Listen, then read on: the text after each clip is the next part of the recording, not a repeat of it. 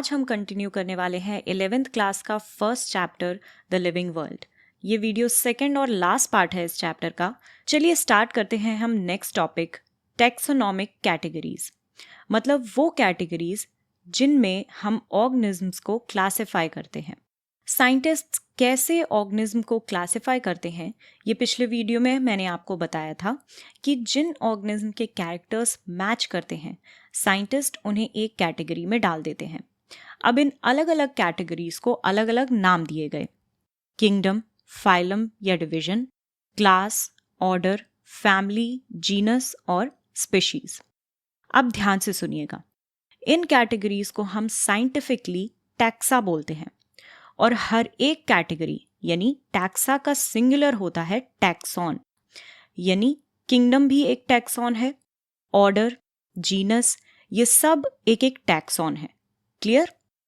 अब इसमें एक बात याद रखने वाली है कि फाइलम वर्ड का यूज हम करते हैं एनिमल्स के केस में और डिवीजन का यूज करते हैं प्लांट्स के केस में। ऑलराइट? अब अगेन ध्यान से सुनिएगा, ये हर एक टैक्सॉन एक पर्टिकुलर लेवल या रैंक को डिनोट करता है।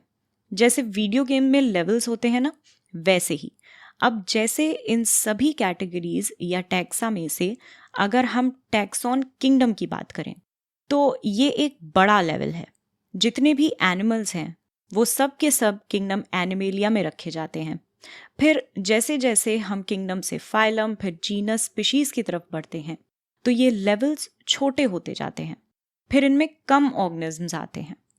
तो जब हम ऑर्गेनिज्म को लेवल्स या रैंक्स में अरेंज करते हैं तो उसको हम बोलते हैं टैक्सोनॉमिक हायरार्की।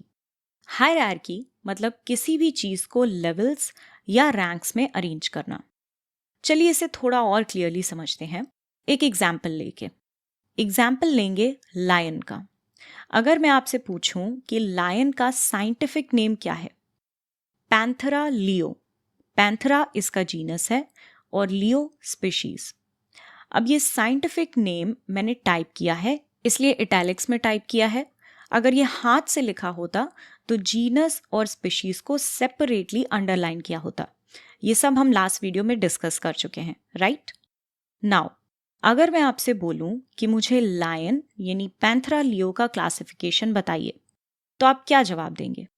तो आपका जवाब कुछ ऐसा दिखेगा। यानी हम कहेंगे कि लायन किंगडम एनिमेलिया को बिलोंग करता है।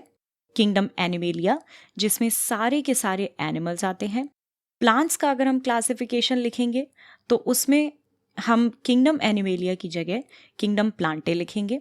उसके बाद हम कहेंगे कि लायन फाइलम कॉर्डेटा को बिलोंग करता है। फाइलम कॉर्डेटा में वो सारे एनिमल्स आते हैं जिनमें आपकी एनसीईआरटी बताती है कि जिनमें नोटोकॉर्ड प्रेजेंट होती है। कॉर्डेट्स के बारे में आप 4th चैप्टर एनिमल किंगडम में डिटेल में पढ़ेंगे। तो अभी आप इतना समझिए कि नोटोकॉर्ड नाम का एक रॉड लाइक स्ट्रक्चर होता है और जिन एनिमल्स में ये प्रेजेंट होता है उन्हें हम फाइलम कॉर्डेटा में डालते हैं और उन सभी एनिमल्स को हम कॉर्डेट्स बोलते हैं। फाइलम कॉर्डेटा में रेप्टाइल्स, फिशेस, बर्ड्स, एम्फीबियंस भी आते हैं। उसके बाद वो कॉर्डेट एनिमल्स जिनमें मैमरी ग्लैंड्स यानी मिल्क प्रोड्यूसिंग ग्लैंड्स प्रेजेंट होती हैं वो आते हैं क्लास ममेलिया में। तो इससे हमें ये पता चलता है कि लायन में नोटोकॉर्ड भी प्रेजेंट होती है प्लस मैमरी ग्लैंड्स भी प्रेजेंट होती हैं। क्लास ममेलिया में मंकी, गोरिल्ला, गिबन जैसे एनिमल्स भी लायन के साथ क्लासिफाई किए गए हैं। अब उन सारे मैमल्स में से ऐसे एनिमल्स जिनमें इलोंगेटेड और पॉइंटेड कैनाइन्स प्रेजेंट होते हैं वो आते हैं ऑर्डर कार्निवोरा में। लायन के केस में इस पिक्चर में आप देख सकते हैं ये लॉन्ग और पॉइंटेड कैनाइन्स हैं। ऐसे ही कैनाइन्स आपने डॉग्स में भी देखे होंगे, तो वो भी ऑर्डर कार्निवोरा के अंडर ही क्लासिफाई करे जाते हैं।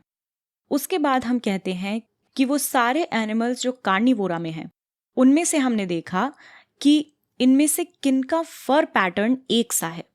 उन सब को फैमिली फेलिडे में डाल दिया। फेलिडे में लायंस के साथ साथ कैट्स को भी क्लासिफाई किया गया। अब आते हैं हम जीनस पे। तो लायन का जीनस है पैंथेरा। अब कैट्स का जीनस अलग हो जाता है, उन्हें हम जीनस फेलिस में डाल देते हैं। लायन को डाला जीनस पैंथरा में। अब पैंथरा में लायन के साथ साथ टाइगर और लेपर्ड भी आते हैं, इनका भी जीनस नेम पैंथरा ही रहेगा। उसके बाद जब हम स्पीशीज पे आएंगे तब लायन की स्पीशीज हो जाती है लियो, टाइगर की स्पीशीज को नाम दिया गया टिग्रिस और लेपर्ड की स्पीशीज को नाम दिया गया पार्डस। तो ये है लायन का क्लासिफिकेशन। अब आप यहाँ नोटिस कर पा रहे होंगे कि कैसे जब हम स्पीशीज की बात करते हैं तो उसमें बहुत ही सिमिलर कैरेक्टर्स के एनिमल्स आते हैं। फिर जैसे जैसे हम ऊपर बढ़ते जाते हैं तो कैरेक्टर्स उतने स्पेसिफिक नहीं रहते, राइट? मतलब किंगडम एनिमेलिया में सारे ही एनिमल्स आ गए, फिर कॉर्डेटा में थोड़ा रिफाइन हुआ, लेकिन फिर भी रेप्टाइल्स, फिशेस, बर्ड्स सब इसमें आ रहे हैं। तो इनके कैरेक्टर्स बहुत ज़्यादा तो मैच नहीं करते। अगर मैं आपके सामने एक बर्ड और फिश रख दूं तो आप बहुत से डिफरेंसेस देख के ही बता सकते हैं। तो हम एक चीज़ कह सकते हैं कि as we go higher, number of common characteristics goes on decreasing, right?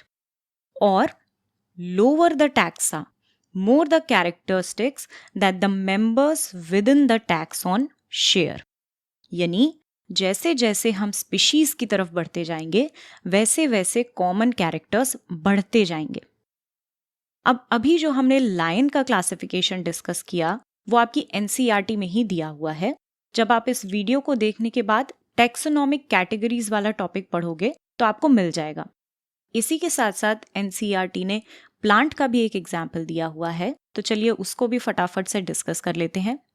NCERT बताती है कि सोलैनम ट्यूबरोसम यानी पोटैटो, सोलैनम नीग्रम यानी मकोई और सोलैनम मेलोंजना यानी ब्रिंजल, ये सब ही किस जीनस में आते हैं?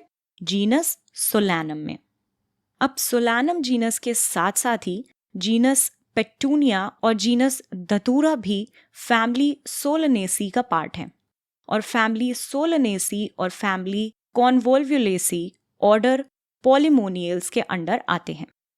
तो ये भी आपको याद रखना चाहिए, स्पेशली अगर आप नीट की तैयारी कर रहे हैं तो फिर आपके लिए एनसीईआरटी की एक एक लाइन बहुत इंपॉर्टेंट है, और ये आपको तब तक याद नहीं होगा जब तक आप सेल्फ स्टडी के लिए अलग से टाइम नहीं निकालोगे। तो मेक श्योर कि आप सेल्फ स्टडी डेली जरूर करें। अब ये एक टेबल भी आपकी एनसीईआरटी में दी हुई है जिसमें मैन, हाउस फ्लाई, मैंगो और वीट का क्लासिफिकेशन दिया हुआ है। मैन यानी हमारा साइंटिफिक नेम है Homo sapiens, genus Homo, species sapiens. ऐसे ही house fly Musca domestica, mango Mangifera indica, wheat Triticum aestivum.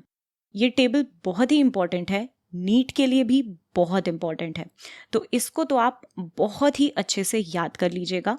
और अगर आपको ये टेबल देख के लिनियस पे गुस्सा आ रहा है कि इनकी वजह से हमें इतना सब याद करना होगा, तो मैं आपको एक मज़ेदार फैक्ट बताती हूँ।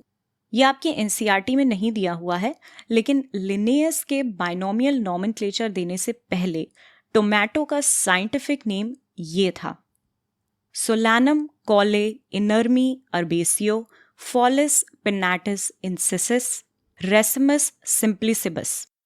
थैंक गॉड हमें ये याद नहीं करना पड़ेगा, राइट? तो इसलिए लिनेस को बोलिए थैंक यू और इस टेबल को अच्छे से लर्न कर लीजिए। इन सभी का पूरा क्लासिफिकेशन आपको बहुत अच्छे से लर्न होना चाहिए। चलिए अब फाइनली आ जाते हैं हम इस चैप्टर के लास्ट टॉपिक पे, टैक्सोनॉमिकल एड्स। एड्स मतलब टूल्स टू हेल्प या मेक थिंग्स इजी। तो फर्स्ट टैक्सोनॉमिकल एड है हर्बेरियम। इसमें प्लांट्स स्पेसिमेंट्स को कलेक्ट करके उन्हें ड्राई, प्रेस और प्रिजर्व करके इस तरह से हर्बेरियम शीट्स पर पेस्ट किया जाता है, और इन शीट्स पर स्पेसिमेंट कलेक्ट करने की डेट और प्लेस, प्लांट का इंग्लिश, लोकल और बोटैनिकल या साइंटिफिक नेम मेंशन किया जाता है, प्लस ये प्लांट किस फैमिली को बिलोंग करता है ये मेंशन किया जाता है, along with the collector's name. यानी जिसने भी इस प्लांट स्पेसिमेन को कलेक्ट किया है उसका नेम मेंशन किया जाता है। इसमें जो याद रखने वाली बात है वो ये कि हर्बेरियम एक ऐसा टैक्सोनॉमिकल एड है जहां पर डेड प्लांट स्पेसिमेन का यूज किया जाता है। नेक्स्ट टैक्सोनॉमिकल एड है बोटैनिकल गार्डन। तो जैसे हर्बेरियम में डेड प्लांट स्पेसिमेंस का यूज हो रहा था, यहाँ पर लिविंग प्लांट्स हमें देखने को मिलते हैं। जब भी आप किसी बोटैनिकल गार्डन में घूमने जाओगे तो वहाँ आपको अलग अलग स्पीशीज के प्लांट्स ऑब्जर्व करने को मिलेंगे और हर प्लांट के सामने एक बोर्ड लगा हुआ होगा जिसपे उस प्लांट का साइंटिफिक नेम या बोटैनिकल नेम और वो किस फैमिली को बिलोंग करता है ये मेंशन होगा। एनसीईआरटी में कुछ फेमस बोटैनिकल गार्डन्स मेंशन हैं, जैसे कि Kew England, Indian Botanical Garden Howrah India, National Botanical Research Institute Lucknow India. Next taxonomical aid है म्यूजियम। यहाँ पर डेड और प्रिजर्व्ड प्लांट और एनिमल स्पेसिमेंट्स हमें ऑब्जर्व करने को मिलते हैं। छोटे एनिमल्स को कंटेनर्स या जार्स में प्रिजर्वेटिव सोल्यूशन के अंदर डाल के डिस्प्ले किया जाता है। बड़े animals usually stuffed and preserved होते हैं। आपको म्यूजियम में एनिमल स्केलेटन्स भी देखने को मिल सकते हैं। लेकिन इंसेक्ट्स को प्रिजर्व और डिस्प्ले करने का एक अलग तरीका यूज किया जाता है थ्रू इंसेक्ट बॉक्सेस, जिनमें इंसेक्ट्स को कलेक्ट करके उन्हें मार के पिनिंग के थ्रू कुछ इस तरह से बॉक्स में डिस्प्ले किया जाता है। तो ये आपको याद रखना है, कलेक्टिंग, किलिंग एंड पिनिंग। अगले टैक्सोनॉमिकल एड की बात करते हैं, जूलॉजिकल पार्क्स यानी जू। तो जू में आपको पता ही होगा कि यहाँ पर लाइव एनिमल्स को प्रोटेक्टिव एनवायरनमेंट में रखा जाता है, जहाँ पे उन्हें उनकी नेचुरल हैबिटेट्स जैसी कंडीशंस बना के दी जाती हैं, ताकि हम इन एनिमल्स के फूड हैबिट्स और बिहेवियर को स्टडी कर सकें। लास्ट टैक्सोनॉमिकल एड है की। कुछ बच्चों को इसमें कंफ्यूजन रहता है, तो क्या है की? की बेसिकली एक बुक होती है। अब सपोज आपको एक फिश दिखी और आपको पता करना है कि ये कौन सी स्पीशीज है, तो आप की का यूज करके फाइंड आउट कर सकते हो। तो जब आप की में देखोगे तो वहां पे 2 कॉन्ट्रास्टिंग पेयर ऑफ कैरेक्टर्स दिए होंगे। फॉर एग्जाम्पल, इस फिश का कॉर्डल फिन कैसा है? कॉर्डल फिन मतलब फिश का जो सबसे पीछे वाला टेल फिन होता है, क्या वो फॉर्क लाइक है? अगर हाँ तो पेज नंबर 4 पे जाइए। अगर वो राउंडेड है तो पेज नंबर 5 पे जाइए। इन दोनों कॉन्ट्रास्टिंग पेयर ऑफ कैरेक्टर्स को बोलते हैं कपलेट और हर एक स्टेटमेंट को बोलते हैं लीड। अब आपने देखा कि भाई इस फिश का कॉर्डल फिन तो फॉग्ड है, तो आप पेज नंबर 4 पे गए, वहां फिर से 2 कंट्रास्टिंग पेयर ऑफ कैरेक्टर्स दिए होंगे। सपोज इसके कॉर्डल फिन पे कितनी रेज हैं? रेज मतलब ये धारियां। अगर 15 to 20 हैं तो इस पेज नंबर पे जाइए, अगर उससे ज़्यादा है तो इस पेज नंबर पे जाइए। तो ऐसा करते करते फाइनली आप ऐसे पेज पे पहुंच जाएंगे जहां जो भी फिश आपके हाथ में है उसका जीनस और स्पीशीज आपको की बता देगी। तो ये है की, यानी की is a taxonomical aid used for identification of plants and animals based on similarities and dissimilarities. And that is it for this chapter. So until the next time, stay curious.